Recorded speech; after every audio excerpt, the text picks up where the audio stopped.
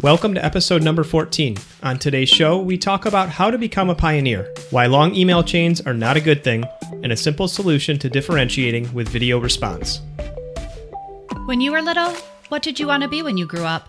A car salesman. Said no one ever. Hi, I'm Patrick Hennessy. And I'm Courtney Hennessy. Welcome to the Be Less Typical in Car Sales podcast, a real-life account of the car business that breaks the perception of what it's like to be a car sales professional. During the show, we're going to take you into the lives and minds of those who have found success. So, ignite your passion and get ready to learn effective hacks to streamline your success and boost your income. So, is that your pitch? It's pretty good.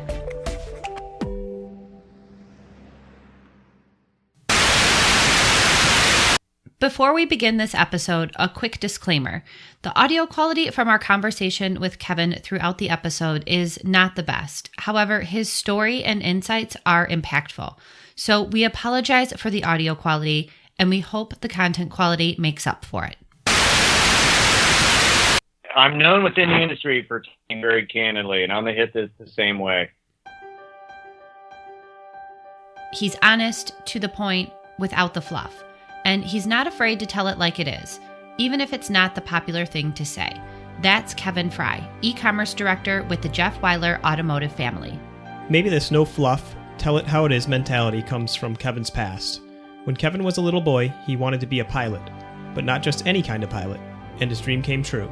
I wanted to fly planes for the Navy, and that little boy's dream came true, so I had that for a long time. Kevin was in active duty from 1988 through 1996. Did 2 tours over in the Persian Gulf and whatnot. So, many moons ago. Desert Shield, Desert Storm, and Southern Watch. After his career as a pilot in the Navy, Kevin went on to open a business in a niche market in cost control. He consulted with Fortune 500 companies on the migration from analog to digital copiers. Then he found himself in the eBay business. Kevin and his wife opened a chain of eBay stores. You might remember them, eBay storefronts that would help people sell their stuff. And this is what eventually led Kevin into the auto business. And what we started doing was we started helping people to sell cars on eBay. And back then that was a big deal. And it seems simple now, but back then a lot of people didn't have digital cameras. If they had one, what's the right setting to put on the cameras? How do you upload the host photos? How do you make a description? And ultimately, I was one of those original pioneers in how to actually sell cars online. So this is Kevin's introduction into the automotive world and into a side of the business that's new to the industry, internet car sales. It wasn't long before dealers took note, and let's just say that their reaction wasn't great. Dealers were going after me. They wanted to sue me out of existence. Dealers wanted to sue him because he was helping people sell cars online, which, although commonplace in today's market, went against the grain of the industry in the early to mid-2000s. Furthermore, dealers thought Kevin and his eBay storefronts needed to hold a dealer's license to be providing this type of service for clients. Eventually, Kevin finds himself in court, testifying on the side of eBay Motors, on the opposing side of automotive dealers, in a court case that would decide if and how cars could be sold through online services such as eBay. Clearly, we know how that unfolded. eBay Motors is still in business today. But what's interesting is that it wasn't too long after this situation when Kevin begins to field phone calls from dealers who had previously wanted to sue him out of business. So the same dealers that were going after me then started approaching me and asking me, can you help us in how to work with this internet thing and how to sell cars online? And it was I could see pretty quickly the first time I went into a dealership and I saw Reynolds and a DMS, things like that automotive was in the Stone Ages when it came to technology. If it was me, I can't say I would have taken the same approach as Kevin. I may have, let's say, held a grudge, but not Kevin. He not only fields the calls, he starts an all-new business, which takes off. It starts as an internet sales consultation business, but quickly grows into something much bigger. And then that kept growing because went from helping them just sell cars on eBay to please help us with a website to please help us with digital marketing.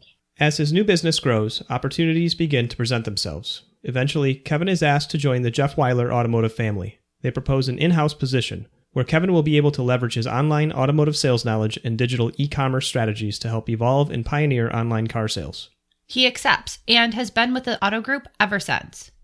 The advantage I bring to what I do is that I did not come up in a traditional automotive market, so I had no preconceived notions or stereotypes of the way it had to be done. And I think with that in mind, I was able to do some pretty innovative things that have worked for us. We've been saying this for a long time. The dealership is a melting pot of people from various backgrounds. Some of the best hiring opportunities are many times people who are career shifters, who have previous experience in other industries, who can bring a fresh perspective, new insights, and innovation to the business. Yes, but new insights and innovation lead to change, which in the end is a good thing. However, the shift in the beginning to create the change can be very difficult, especially for dealerships that have a "we do it that way because that's how we've always done it" mentality. Kevin challenges the status quo in baby steps, one step at a time. Small steps such as pricing online, having a tool on the website where you could see what your car is worth online, getting pre-approved online. These are all things that back in the mid-2000s were not commonplace. Kevin has a large task at hand. Not only does he need to change process, he needs to create a culture shift. He goes about implementing an all-new strategy that focuses on transparency. The Auto Group is hesitant to make this shift. Their previous strategy was to withhold vehicle information, forcing customers to come into the dealership for a face-to-face interaction in order to get the information they need to buy the car and make an informed decision.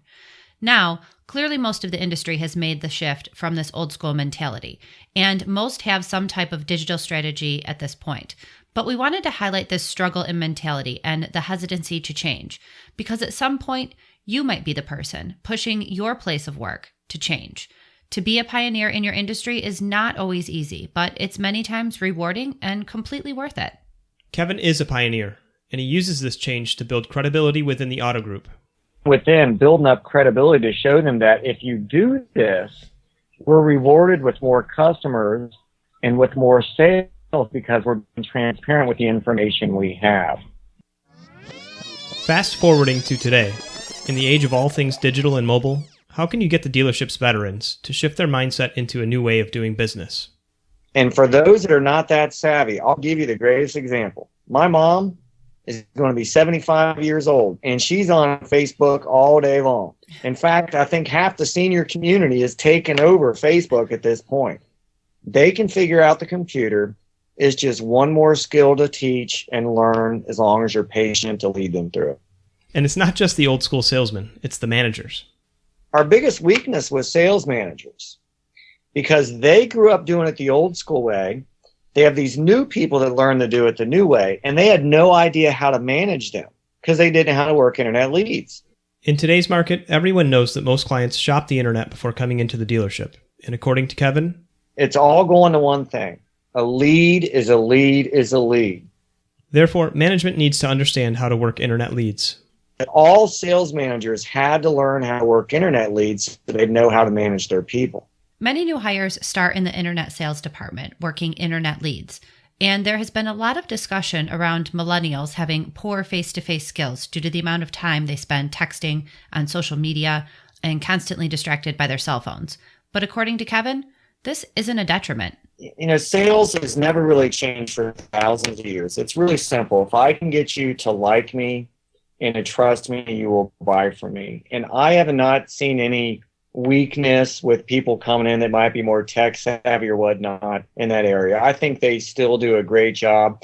And if anything, they probably do a little bit better job in today's modern market, because the truth is a lot of our shoppers, especially our younger shoppers, prefer to communicate via text, via chat, via email, which are the more modern channels that haven't always been around. There are struggles with new hires, though, especially those from the younger generations. I would probably say the one thing we struggle with new people today is that they really want to do everything via email. I think that we take the email communication always 1 to 2 to 5 emails too long, where we had an opportunity to pick up the phone and have a human contact, and that's where all the magic happens, and that's where most people find their magic, you know. Kevin shares that he has intercepted email conversations between salespeople and customers that have been up to 40 emails back and forth. Customers ask a question, the salesperson answers, there's a follow-up to the question, and it keeps going on from there. And 40 to 50 emails later, the customer is probably not very satisfied with their customer experience, and they most likely won't convert to a sale. When all the salesperson needed to do is after that first email is simply pick up the phone, answer the question, and then try to work at that point to turn the person into an appointment at the dealership. Don't be afraid of the phone. Don't hide behind email. In fact, in most cases, you're going to have a lot more success, and the customer is going to be better satisfied. Email can be a blessing or a detriment, so be sure to use it wisely. People still want to connect in a more personal way than what email can at times provide. That said, a follow-up email to an internet lead with a video introduction can do the trick. Yeah, we do a personal video for every lead that comes in. In today's market, you need to differentiate yourself. So how exactly does that work? What's the process? An internal process of what we call read the lead, to learn as much as we can about the customer by gleaning information from the lead, publicly available information online, you name it. And then we create a short video that's under a minute that is sent to each customer. And that is one of the biggest differentiators we have that creates a wow experience for them, that we take the time to do that, to answer a question, to show who we are, and wish for that opportunity to be able to sell them a car. Video follow-up? I love it. And basically, you just have a user ID and login for each rooftop, each dealership. And when it's set up, they just basically hit your phone, you select your name, you hit start record, stop record, put the email address of the person you want to send it to in a subject line, and hit send. And it will show up as an email with a link similar to YouTube, embedded YouTube, so it doesn't spam out. It takes literally under 2 minutes. It's incredibly simple and effective. Simple and effective. Perfect. We will link to the app that Kevin and his team uses in our show notes.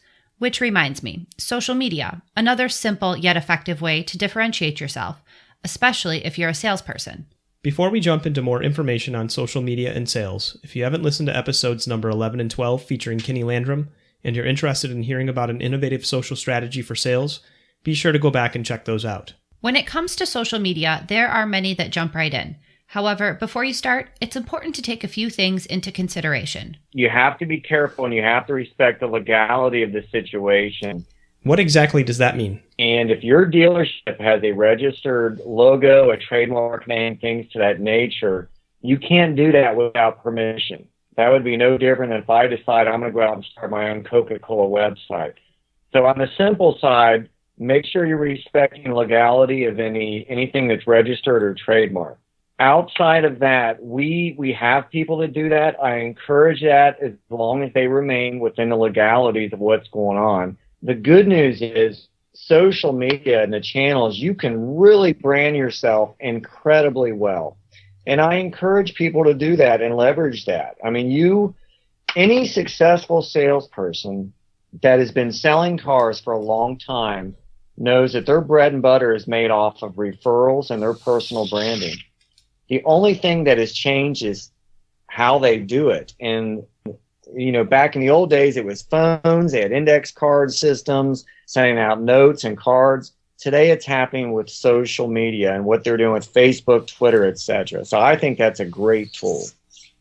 Self-promotion is great, but there's also an ethical standard that goes along with it, one that I don't think many people consider or even think about. I think everybody needs to be self-accountable, as you were talking about. Be accountable to yourself. Your number one priority is the principal you work for. That's your responsibility. You need to excel there, sell cars, meet their expectations, build yourself up in the process. I don't want to, you always want to keep doing that, but you got to respect the fact that you're still working for the dealership where you're at too. In today's society, it may seem like everyone is out for themselves. There is a lot of people right now. Once again, I'm going to speak real candid. I'm not going to be very popular in saying this, but there are a lot of people out there that spend their entire time at the dealership with self-promotion. And the primary motivator behind that is that they're just looking to move on to the next job. So principals are not happy when they have a salesperson that they're paying to go to every conference and 20 group and everything in town across the year. This person promotes and promotes and promotes themselves, and then they just leave that dealership essentially with the bill for all their efforts, and they move on to the next opportunity. Essentially, be respectful. And remember, sales is work. This business is not about being an order taker. It's hard work. Probably the biggest struggle I see for any salesperson, and this is another timeless one, is the matter of self-discipline. Sales is work. And the people that typically do not succeed at sales are the ones at the dealership that think they can sit there and customers are just going to walk in the door and they're going to essentially be an order taker. Hi, how are you? Pretty good. How are you? Doing good. What can I get for you today? Sales is hard work, and it's your own responsibility to set yourself up for success. So if you find yourself in a dealership that seems to be hesitant to change or is in the old school mentality, you may be forced to make a decision that might not be easy to make. No ifs, ands, or buts. There are going to be situations where young salespeople are going to find themselves in where it's just not going to work. I mean, the part of what you're seeing in the last few years in the market is that there are dealerships that are stubborn, they refuse to change, and they're the same dealerships that are being acquired by other groups to ourselves that have embraced the change in the market and they're moving forward. So there are going to be times where you're just going to have to, look at your surroundings and decide, is this going to be the right place for me to work? And I just want to say that there is nothing wrong with making that decision. If you feel strongly that where you work is not the right fit for you, then make a choice to shift and move on. Equally as important, when you're applying for a position, be sure that before you even apply, that you take a little bit of time to do your research. Go into the dealership, feel it out, see if it's the right vibe for you. On the other hand, I want people to be tenacious. And if you're young and creative, fight for what you believe in, because I have good news. I'm telling you, there has never been a more difficult time to work in this market than right now. Because you have to be able to sell to people the old way, you have to be able to do it the new way, and you have to do it for that transition in the middle. This may be a bit frustrating for some, but as I see it, you've been given the opportunity to develop a well-rounded set of skills that moving forward will set you apart from the rest. The nice thing about this is that anybody that's in the market right now, you are going to drive your dealer the biggest change this industry will probably ever see. And you're going to be one of those pioneers, one of those cowboys or cowgirls that's going to take your ship through that change and make them better on the other side. That may seem like a tall order. Change isn't easy, but you can be the force that moves it, whether you move it directly or inadvertently. But hopefully you're going to have a situation where you can be the agent of positive change at the dealership you're at to take them to the next level. Being prepared for change is not something to take lightly. You should be proud of your position. You are more prepared than your predecessors. Kevin admits.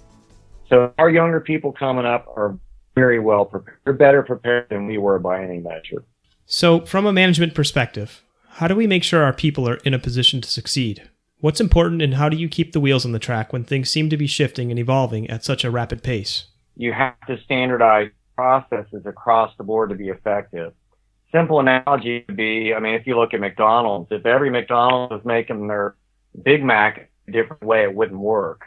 Standardize processes, yet keep things lucid enough to allow for flexibility. It sounds hard, and rightfully so, because it is. Yeah, we have enough flexibility. No matter what you do, each person's going to have their own selling traits, what works best for their personality and whatnot. It's important to us, though, that they stay within the framework of our process for the requirements.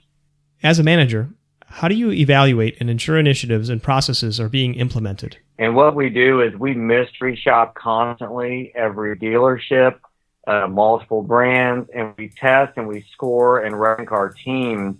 This may seem a little sneaky. No one wants to be mystery shopped, but I will say that it works. When you think someone is watching over you, you may perform different than you would if you weren't being evaluated. I imagine this as a scorecard or a checklist. During the mystery shop evaluation, for each item or step in the process that is completed, a box is checked.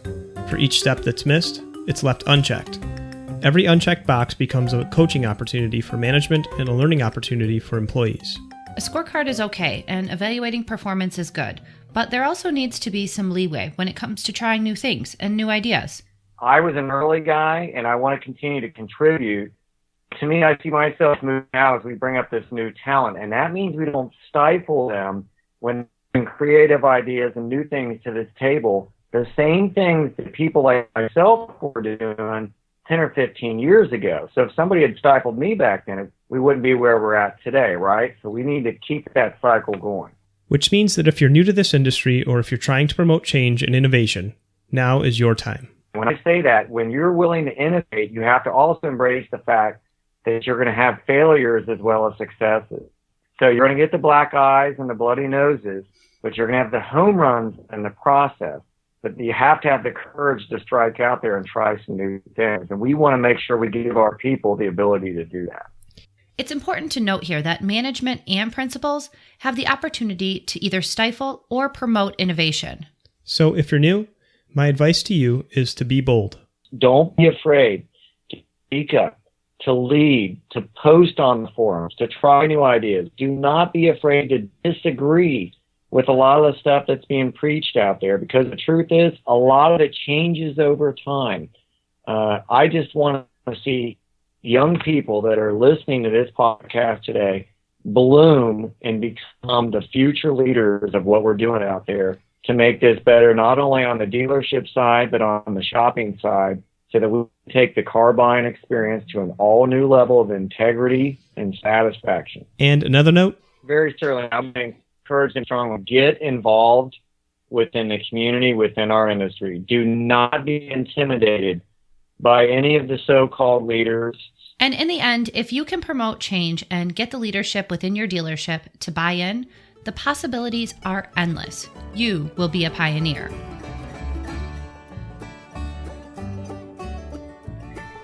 If you embrace a culture of change and want creativity and innovation at your dealership, and you can get your dealer principals, sales managers on board with that, then you should have a culture that allows new ideas and things come out there that you can try. And if you're looking for new ways to grow, once you're already in the dealership, raise your hand and ask to participate in conferences. They can seem overwhelming and perhaps a bit intimidating, but the long-term benefits are priceless. But I'll say this, if you go to one of these meetings, one of these events or conferences, the best thing you can do is to identify a few people similar to yourself that you can communicate with moving forward. One of the best things about connecting with people at conferences is that many times the people you connect with aren't in your competitive market. And if you put forth effort to keep in touch, these people can become a sounding board, a mastermind group of sorts. But walking up to people and introducing yourself isn't easy. It's even harder at times to ask for help. You know, I don't know if it's just upbringing or the male mentality or what, but it took a long time for me to realize that it's okay to ask for help. And I'm still learning. People are very willing to do that, just like we are. You know, it's just odd to have to ask. Time out. One quick note. We've created a free giveaway especially for this episode. Go to belesstypical.com/conference and opt in. We will send you a PDF with the 5 mistakes to avoid to help get the most out of the next conference you attend. I just got back from Digital Dealer, and I can promise you, if you follow the guidelines I've outlined in this PDF, you'll have a successful conference experience. So go to belesstypical.com/conference and opt in. It's easy. Now back to the show. Okay, so let's do a quick recap. Don't be afraid of the phone. People like human interaction, so don't let your email chains grow up to 40 or 50 emails replying back and forth. I promise that it takes more time for the back and forth conversation through email than it would if you just picked up the phone. Check with your dealership before creating a social media or branding strategy. If there's a policy in place, be sure to abide by it and stick within the parameters outlined. Be tenacious. Don't be afraid or intimidated to speak up, share your ideas, and connect with the leaders within our industry. In closing, we want to touch on a part of our conversation with Kevin about health and fitness because, like him, we believe they play a big part in your success as well. Both Courtney and I believe in a balanced life, and Kevin shared that he uses exercise as a way to de-stress. the reality of the dealership environment is that it is not conducive to a healthy lifestyle. It's not conducive, but you can take control. So I strongly encourage my people to make wise choices on how they're eating and make time for working out, because it's going to give you more energy. More energy, a healthy outlook, an active mind. There are many benefits to exercise and eating right. So if you're struggling with where to start, check out my Fit Sunday blog at belesstypical.com. I post a healthy recipe, inspirational quote, and workout every other week. My recipes have all been tested on Patrick, so he can vouch that they're good. And because we live a very busy lifestyle, the recipes are quick and pretty easy too. So check it out. Now it's up to you. Be a pioneer. Help us push this industry to the next level. Go to belesstypical.com/conference and opt in for your free PDF with the 5 mistakes to avoid to help you get the most out of your next conference. A special thank you to Kevin Fry of the Jeff Weiler Automotive family for being a guest on the show. For all show notes, go to belesstypical.com/014. Our theme song is by the mysterious Breakmaster Cylinder. All episode editing and mixing is done by us, a couple of amateurs learning as we go. 2 items before we sign off. Number 1, please take a moment to share our show with your friends, family, and coworkers. Sharing is caring, and we appreciate your support. And number 2, if you or anyone you know are conducting car sales in a less typical way, please reach out to us. We want to hear your story, and there's a chance you could be featured on an upcoming show. Send me an email so we can connect. My email address is courtney@belesstypical.com. Behind the scenes. Kevin is a pioneer, and he uses this change to bring credibility. What the hell am I reading? I don't know. Kevin is a pioneer, and he uses this change to bring Build. Like Bob the Builder. Kevin is a pioneer, and he uses this.